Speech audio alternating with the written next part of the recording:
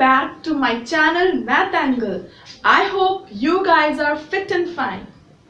So guys, in this video we will be discussing the last topic of real numbers. But before that, do you remember that in the previous video I gave you a homework question? So it's time to discuss its solution. Let's see it. So in the video, in the last question, you were given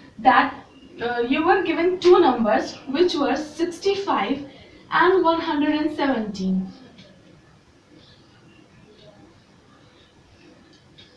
And आपको बताया गया था that you can express the HCF of 65 and 117 in the form of 65m minus 17, which means that HCF of 65 and 117 can be written as 65m and 117.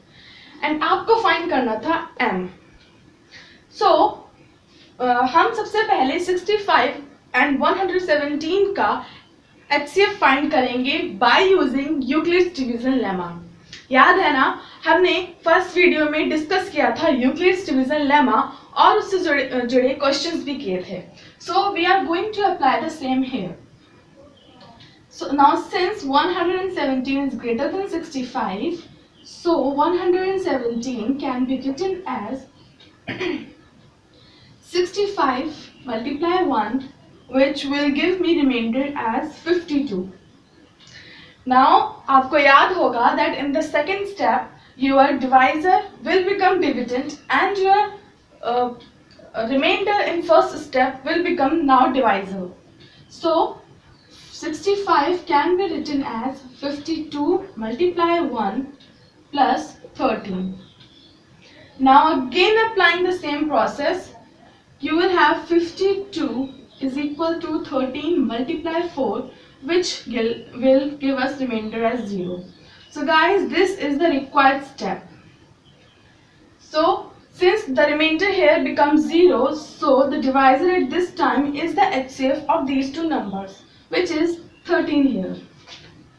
I hope you got the point. We have done nothing but we have find the HCF of these two numbers by applying Euclid's division lemma. I hope this much is clear to you all. Now moving ahead, I am given that HCF of these two numbers can be written as this. Now I will equate the HCF of these two numbers with this equation and will find the value of m. So on putting this equation equal to 13, on solving you get m as 585. You will get m as 2. Right? Now in the question we were to find the LCM of these two numbers also. So it's very easy. Let's see how it's done.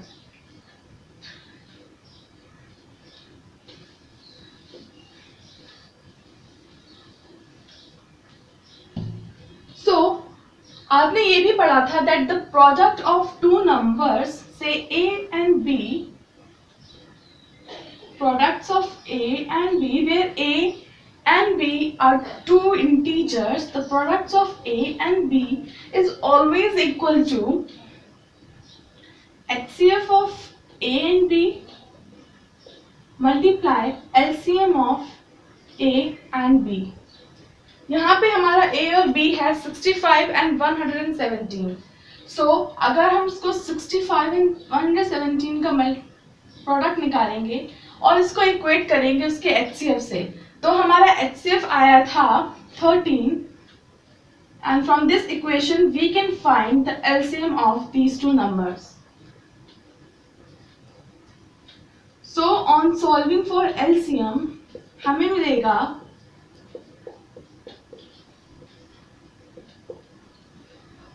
LCM as 585. I hope आप लोगों को ये समझ में आया होगा. Please have a look.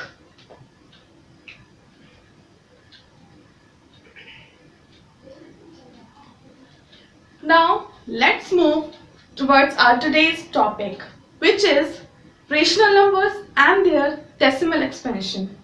Yes, कल की वीडियो में हमने डिस्कस किया था about irrational numbers, irrationality of numbers के बारे में. बट इन टुडेज वीडियो हम डिस्कस करेंगे कि रेशनल नंबर्स क्या होते हैं और उनके डेसिमल एक्सपेंशन कैसे होते हैं. कल की वीडियो में हमने देखा था कि ऐसे नंबर्स जिनका डेसिमल एक्सपेंशन या तो टर्मिनेटिंग हो तो वो रेशनल नंबर्स होंगे, या फिर उनका डेसिमल एक्सपेंशन टर्मिनेटिंग हो बट रिपीटिंग हो तो भी वो रेशनल नंबर्स होंगे.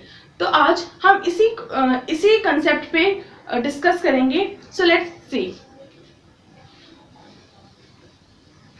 सो दोस्तों, I have taken few examples. Now let's see what can we do with this. आपने कल पढ़ा था that rational numbers can be expressed in the form of p by q where q is not equals to 0, right? So in examples में भी हम इन सब को p by q की फॉर्म में एक्सप्रेस करेंगे. बट ये तो कंफर्म है that these numbers will be rational. Why? Because they are terminating and terminating numbers are always rational.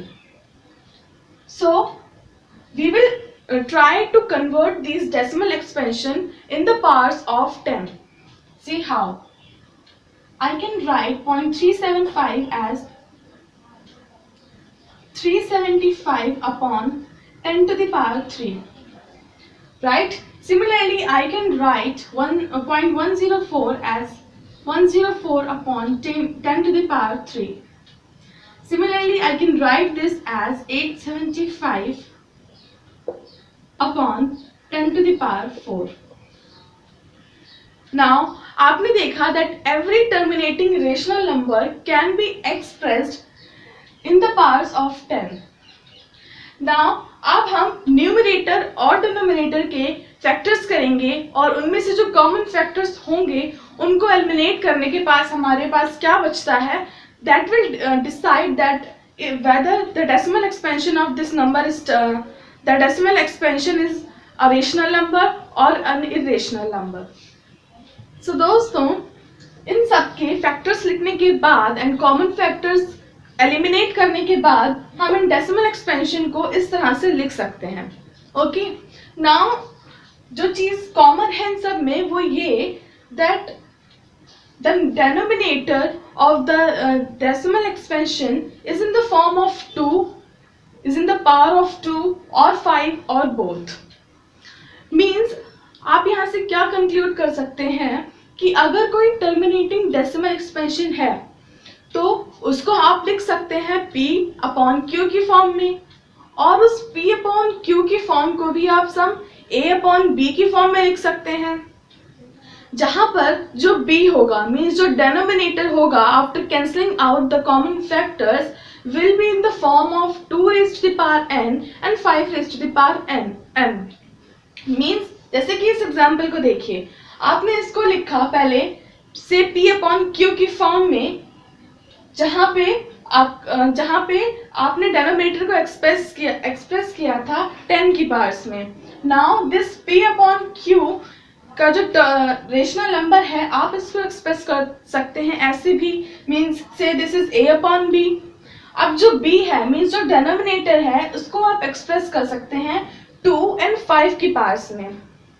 मतलब ये अगर कोई टर्मिनेटिंग डेसिमल एक्सपेंशन है तो उसका डिनोमिनेटर हमेशा या तो 2 की पावर्स में होगा या 5 की पावर्स में या फिर दोनों की पावर्स में. बट हम जो कॉमन डेफिनेशन इसकी लिखते हैं वो ये कि अगर कोई टर्मिनेटिंग डेसिमल एक्सपेंशन है तो उसका जो डिनोमिनेटर होगा will be in the form of 2 raised to the power n and 5 raised to the power m.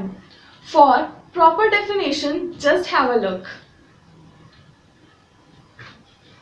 Now guys, आप इसका उल्टा भी समझ सकते हैं. कैसे? वो ऐसे, अगर हम इस साइड से इस साइड को जाएं, मीन्स अगर कोई रेशनल नंबर है जिसका denominator 2 raised to the power n and 5 raised to the power m की फॉर्म में है, देन आप उसको 10 की पावर्स में लिख सकते हैं. एंड 10 की पावर्स में लिखने के बाद आप उसको डेसिमल फॉर्म में लिख सकते हैं। मीन्स आपको यहीं से पता चल जाएगा कि आपका जो इसका डेसिमल एक्सपेंशन आने वाला है वो टर्मिनेटिंग होगा या नॉन टर्मिनेटिंग। जैसे जैसे हम एग्जांपल्स करेंगे it will be more clear. For example यहाँ पे देखिए, यहाँ पे हमें जो फॉर्म चाहिए which is 2 raised to the power n and 5 raised to the power m, सो हमें यहाँ पे वो मिल रही है which is 2 raised to the power 4 and 5 raised to the power 1। सो हमने इसको पहले कन्वर्ट किया 10 की पावर्स में एंड देन हमने इसका डेसिमल एक्सपेंशन निकाल लिया। अब आप कहेंगे यहाँ पे तो 2 नहीं है एंड यहाँ पे तो 5 भी नहीं है, but it also means that 5 raised to the power something or 2 raised to the power something is also means it can have 0 as the power, means here you can write 2 raised to the power cube 3 into 5 raised to the power 0. Similarly यहाँ पे 5 raised to the power 3 into 2 raised to the power 0. तो आगे ये अपने required relation में। Now हम देखेंगे कुछ और examples. First note it down. देखते हैं पहला एग्जांपल विच इज 23/8। आपको बताना है कि इसका डेसिमल एक्सपेंशन टर्मिनेटिंग होगा या नॉन टर्मिनेटिंग और something else. First just try to do it.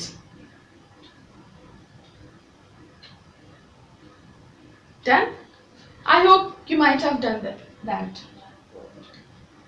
तो देखते हैं। सबसे पहले हम इसको लिखेंगे अपनी डिजायर्ड फॉर्म में which is 2 raised to the power n and 5 raised to the power m.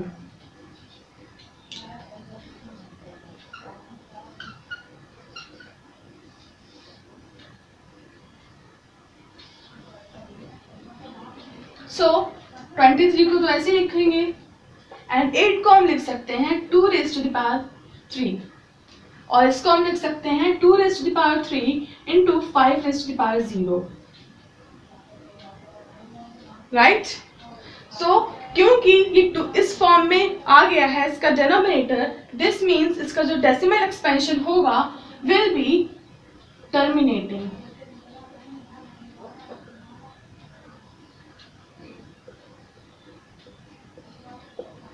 Right. एक और एग्जांपल देखते हैं। से 125/4/1। 5 को आप लिख सकते हैं 5 raised to the power 3 upon it will be 3 square into 7 square.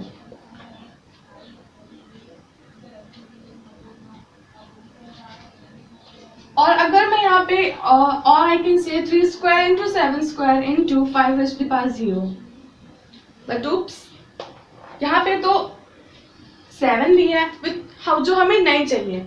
हमें चाहिए 7 भी है 3 भी है 5 है। 5 तो हमने जबरदस्ती लिखा है ना, तो इट मीन्स ये ना तो 5 की किसी पावर में है ना ही 2 की, means this it's decimal expansion is going to be non-terminating.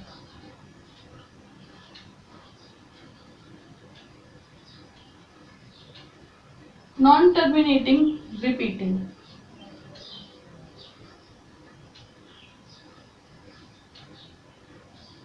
Because we are talking about rational numbers, so its decimal expansion will be non-terminating and repeating. अगर ये irrational number होता, so इसका decimal expansion आता non-terminating and non-repeating also.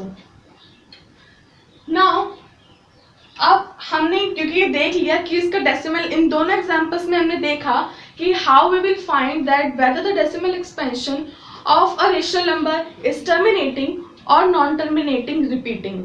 तो अब देखते हैं कि अगर हमें क्वेश्चन दिया हुआ है एंड हमें उसका इजीली डेसिमल एक्सपेंशन फाइंड करना है तो वो कैसे होगा। Let's move.